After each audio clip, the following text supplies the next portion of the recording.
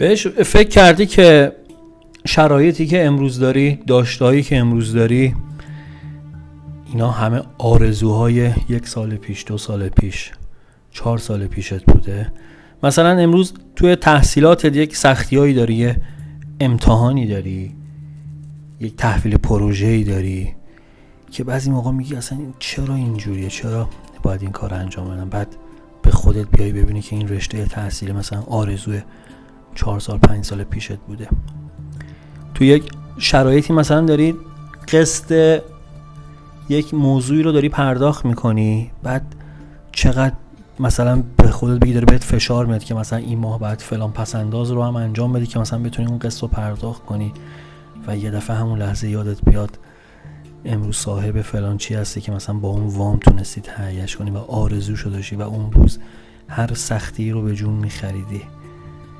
یا مثلا مهاجرت کردی، اتفاقاتی، سختی‌هایی رو داری میگذرونی و تازه با یک شرایط جدید توی مهاجرت مواجه شدی و شاید مثلا حتی یکم دپرس هم شده باشی، ولی به خودت بیای ببینی که شرایطی که امروز داری آرزوی چند سال پیشت بوده. همه اینا رو گفتم که به این نقطه برسم که یک، شکرگزار باش، سپاسگزار باش، و دوم، امروز با دقت چیزی رو بخواه، با دقت آرزو کن، با دقت توی ذهنت تصورش کن، با جزئیات. یکم هوش، دیگه بزرگ شدیم، دیگه قراره عاقل و بالغ باشیم، پس اگرم چیزی رو میخوای با دقت بسنجش و نسبت بهش حرکت کن، چون که قراره اون چیزی که تو میخوای برآورده بشه. پس چقدر خوبه که همه شرایطش رو بسنجی و تا اونجایی که خودت میدونی و آگاه هستی ببین اصلا خیری درش هست داشتنش، بقیه دیگه بسپار به خدا، بقیه دیگه بذار اون واسه تصمیم بگیره. اینجوری خیلی بهتره. در هر صورت اینجا کانال راز، منم فراز هستم و قراره چند دقیقه با هم دیگه هم سفر باشیم و میدونی دیگه توی چنل راز من حافظ خوانی و انرژی خوانی انجام میدم و تمام تلاشم اینه که به خدا فقط یک گوشه ذهنت یه چیزی بگم که قلاب بشه برای روزی که شاید توی یک بزنگاه خاص بتونی یادش بیفتی، یاد اون پیام حافظ بیفتی و یک تصمیم بهتر بگیری. فقط و فقط همین. چند ثانیه سکوت میکنم تا تو رفیق جانم این فرصت رو داشته باشی که تصور کنی، تجسم کنی، تخیل کنی هر آنچه که در انتظار اتفاق افتادنش هستی.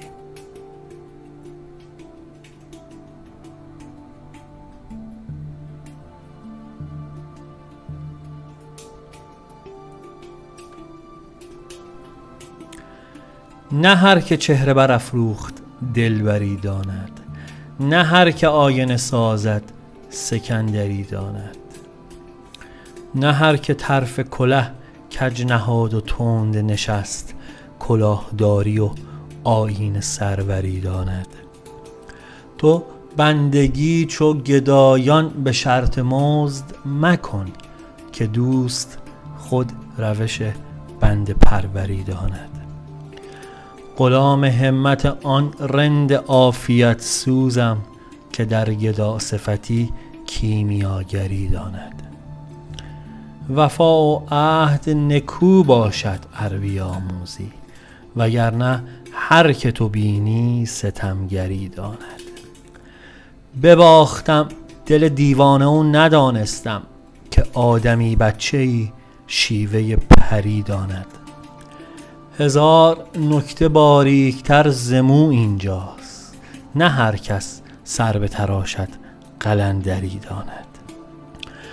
مدار نقطه بینش ز خال توست مرا که قدر گوهر یک دانه جوهری داند. به قد و چهره هر آن کس که شاه خوبان شد جهان بگیرد اگر داد گستری داند. ز شعر دلکش حافظ کسی بود آگاه که لطف طبع و سخن گفتن دری داند. بریم با هم سراغ تعبیر و تفسیر این غزل از لسان الغیب حافظ شیرازی.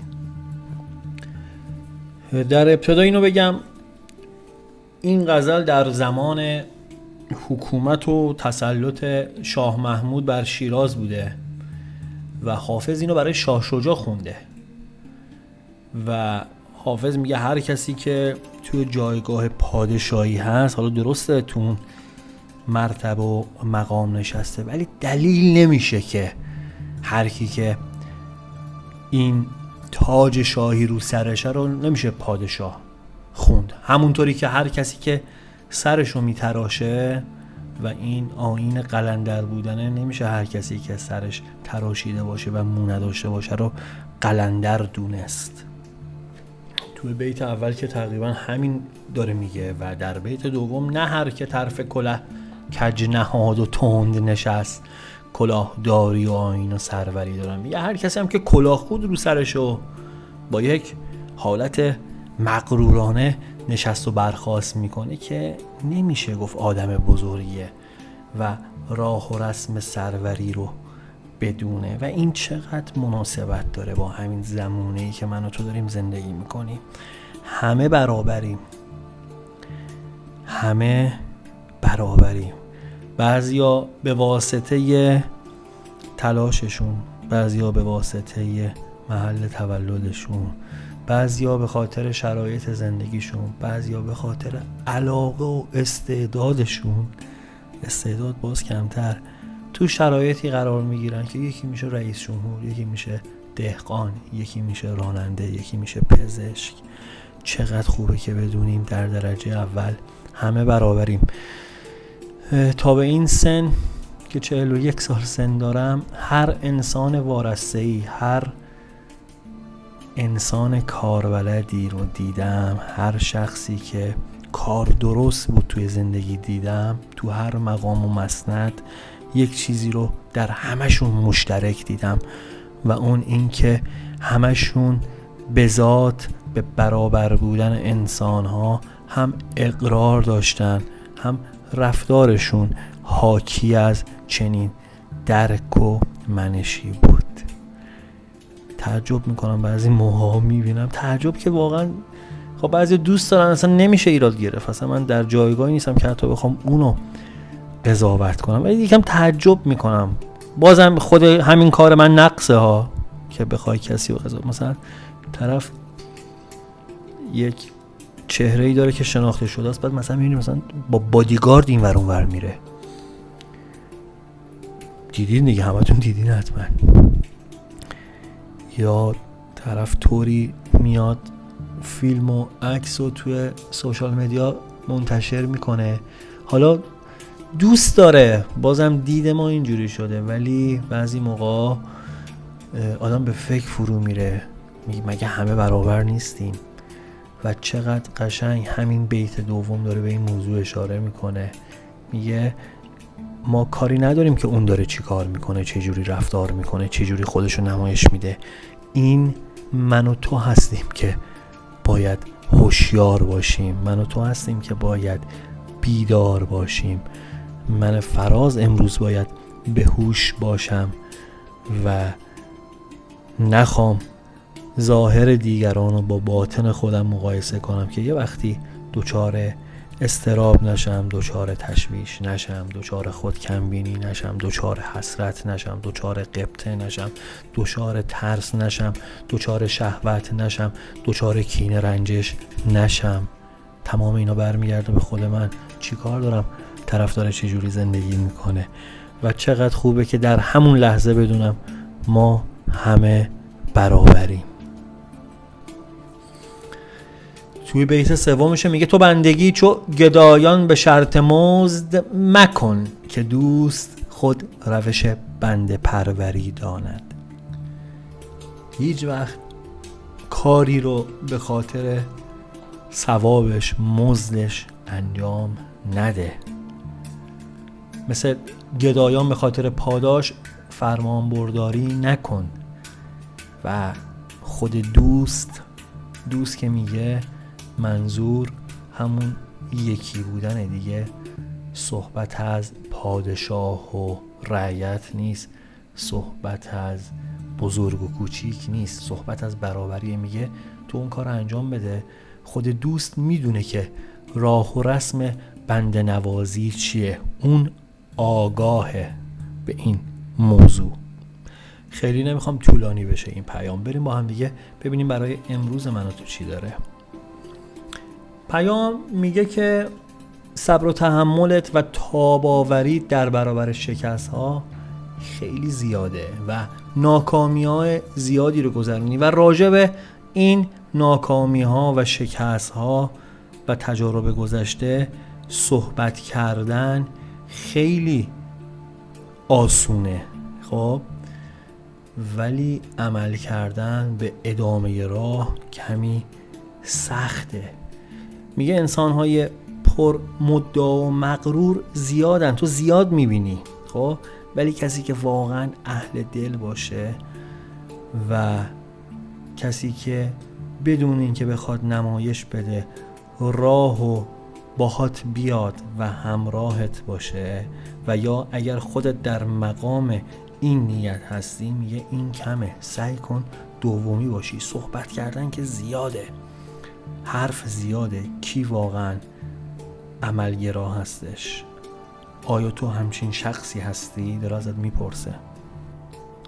همه اینها رو گفتم تا بدونی که فریب ظاهر کسی رو نخوری و تصمیمات خودتو بر مبنای چیزی که میبینی نگیر.